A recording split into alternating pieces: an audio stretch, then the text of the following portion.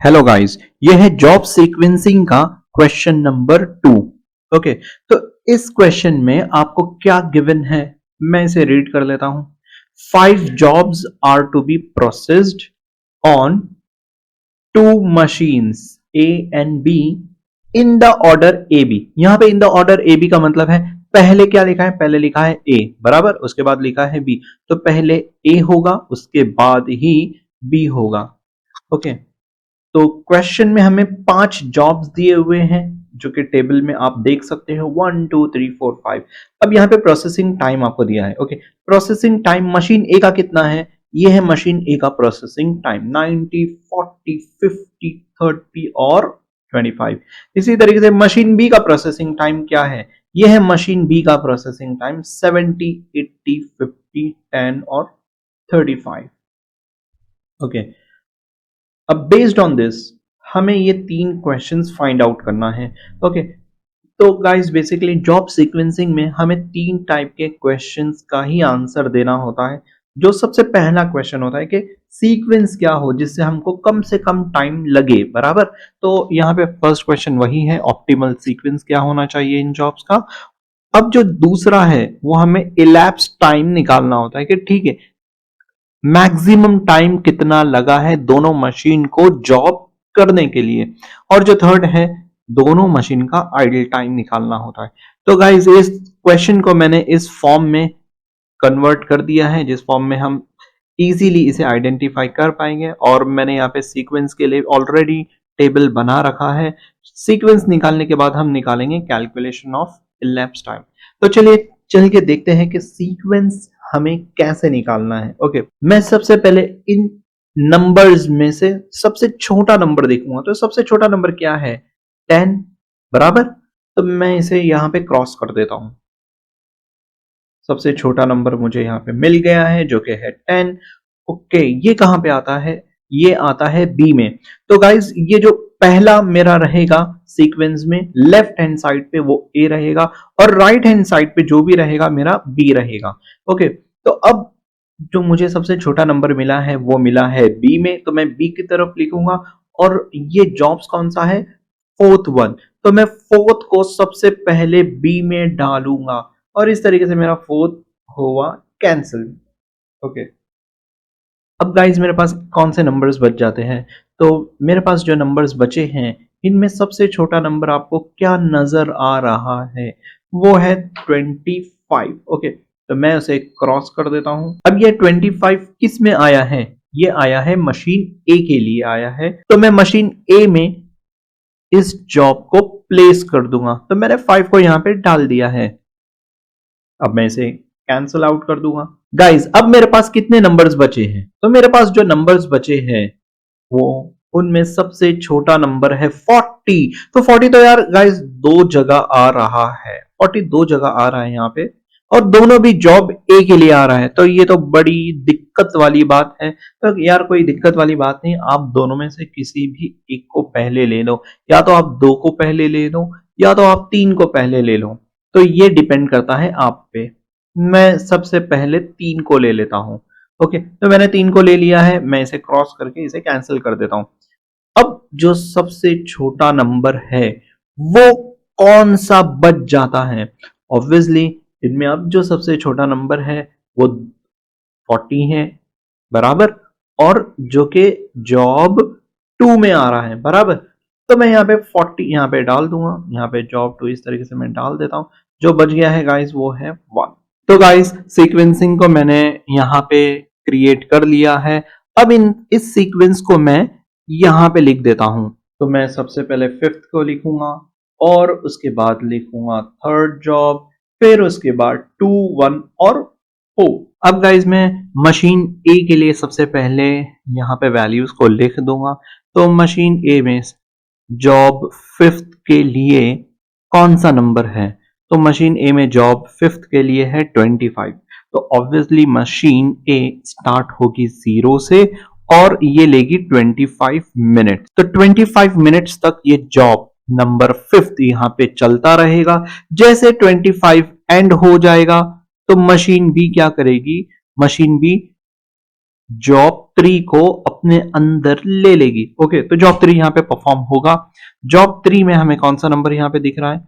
Job 3 में हमें जो दिख रहा है मशीन ए के लिए वो है 40। मैं यहाँ पे 40 को प्लस करूंगा और यहाँ पे हो जाएगा 65। ओके, तो 65 ये मिनट है या आवर्स है, मैं देख लेता हूं एक बार। ये है मिनट, तो 65 मिनट्स तक जॉब 3 प्रोसेस होता रहेगा मशीन ए में। अब 65 मिनट्स जैसे ही खत्म हो गए तो आ जाती है जॉब 2 की बारी। ओके, तो जॉब 2 मशीन ए में कितना टाइम लेता है? तो वो है 40 मिनट्स। मैं यहां पे 40 ऐड कर दूंगा, तो यहां पे जो मुझे नंबर मिलेगा वो मिलेगा 105। ओके, तो 105 मिनट तक जॉब 2 यहां पे प्रोसेस होता रहेगा और 105 मिनट के बाद जॉब 1 की बारी आती है।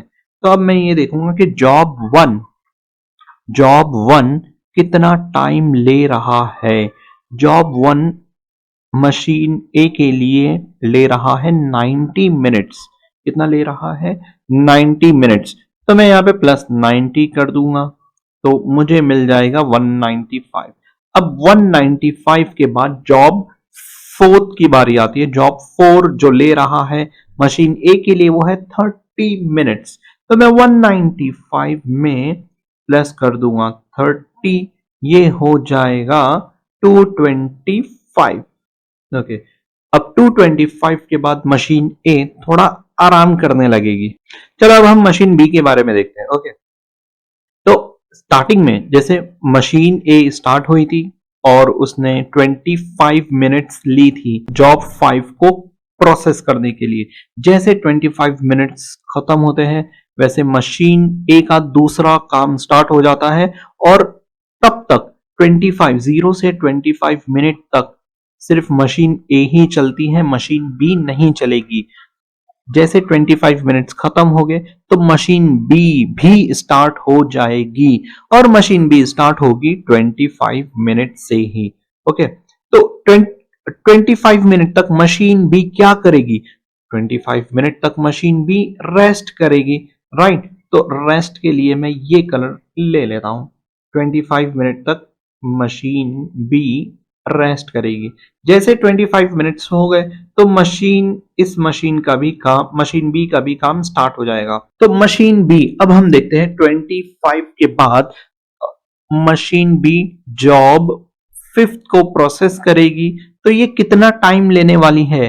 ओके, मशीन बी कितना टाइम लेगी? 35 मिनट्स यहां पे लेगी। तो यहां पे हमें मिल जाता है 60। मैं 60 यहां पे लिखूंगा।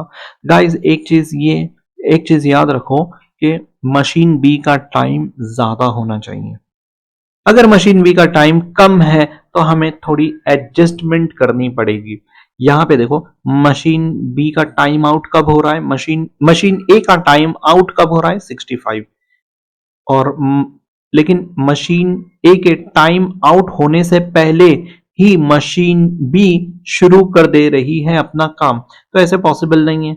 बराबर, ये छोटा नंबर है तो मुझे यहाँ पे ऐड करना है। तो गाइज एक चीज याद रखिएगा कि मशीन बी का टाइम छोटा नहीं होना चाहिए मशीन ए के टाइम आउट से, लेकिन अगर छोटा है तो आपको एडजस्टमेंट करके इक्वल करना पड़ेगा। ओके, मुझे मशीन बी में कितना मिल रहा है? 60 और मशीन ए में 65। तो मुझे यहाँ पे कितना ऐड करना पड़ेगा? मुझे यहाँ पे एक्चुअली 5 ऐड करना पड़ेगा। ओके, तो मैं 5 ऐड कर देता हूं, ये हो जाएगा 65। तो जैसे मैंने 5 ऐड किया ये बन गया 65। ओके, इसका मतलब 5 मिनट तक मशीन बी वेट करेगी और जैसे ही 65 टाइम हो जाएगा तो अब मशीन बी जॉब 3 को प्रोसेस करेगी। ओके, अब जॉब 3 मशीन बी के लिए कितना टाइम ले रही है? तो जॉब 3 मशीन बी के लिए ले रही है 50 मिनट्स। ओके, मैं यहां पे 50 लिख दूंगा तो मेरा जो टोटल हो जाता है वो हो जाएगा 115। ओके, अब 115 अगर मैं यहां पे देखता हूं, अगर मैं मशीन ए को देखता हूं तो ओके ठीक है, मशीन बी का टाइम ज्यादा होना चाहिए, तो यहां पे मुझे कुछ ऐड करने की जरूरत ही नहीं पड़ेगी। मैं 115 में अब जॉब 2 के टाइम को ऐड कर दूंगा। तो मशीन बी जॉब 2 का कितना टाइम ले रही है? मशीन बी जॉब 2 करने के लिए 80 मिनट्स ले रही है। मैं 115 में 80 मिनट्स को ऐड कर दूंगा तो मेरा कुछ हो जाता है, कितना होता है यार, कैलकुलेशन भी आजकल भारी पड़ रहा है। 195, कोई इशू नहीं, आसानी से हो जाएगा। तो ये हो गया 195। अब मैं 195 यहां पे लिख दूंगा और मैं चेक करूंगा क्या मशीन बी का टाइम ज्यादा है? नहीं, ज्यादा नहीं है। तो मैं 195 एज इट इज यहां पे लिखूंगा। अब मशीन बी जो प्रोसेस करेगी वो प्रोसेस करेगी जॉब 1 को। ओके, तो जॉब 1 को मशीन बी कितना टाइम ले रही है? वो है 70 मिनट्स। ओके, तो यहां पे 70 मैं लिख दूंगा। जैसे मैं 70 लिखूंगा यहां पे जब टोटल प्लस करूंगा तो हो जाएगा 265। ओके, अब 265 मैं यहां पे लिखूंगा, ये टाइम तो ज्यादा ही है। तो यहां पर भी मैं चेक करूंगा क्या मशीन बी का टाइम मशीन ए से ज्यादा है? हाँ, ज्यादा है। तो मुझे यहां पे कुछ ऐड करने की जरूरत ही नहीं पड़ेगी। मैं 265 लिख दूंगा और प्लस करके अब देखूंगा कि मशीन बी जॉब 4 को प्रोसेस करने के लिए कितना टाइम ले रही है। तो वो है 10 मिनट्स। तो मैं यहाँ पे 10 ऐड करूंगा, मैं यहाँ पे 10 ऐड कर देता हूं और ये हो जाएगा 275। ओके, तो टोटल टाइम जो लगा है मशीन ए और मशीन बी दोनों को एक साथ काम करने के लिए वो है 275 आवर्स। इसका मतलब 275 आवर्स में दोनों के काम हो जाएंगे समाप्त। तो अब गाइज सबसे पहले तो मुझे इलैप्स टाइम निकालना है, तो मैं इलैप्स टाइम निकालूंगा। टोटल इलैप्स्ड टाइम कितना लगा है? टोटल इलैप्स टाइम कितना लगा है? वो है 275 मिनट्स। ओके, मिनट्स वो शॉर्ट फॉर्म है MINS। ओके, तो यार आप लिख दो, एग्जामिनर बिल्कुल आपके मार्क्स नहीं काटेगा, लेकिन फुल स्टॉप लगाना मत भूलना। Okay, idle time for machine A. Machine A कितने टाइम तक खाली बैठी है? तो मैं ये देखूंगा कि 275 मशीन मशीन ए का टाइम खत्म हो गया था 225 तक। ओके, और मशीन बी का टाइम खत्म हुआ 275।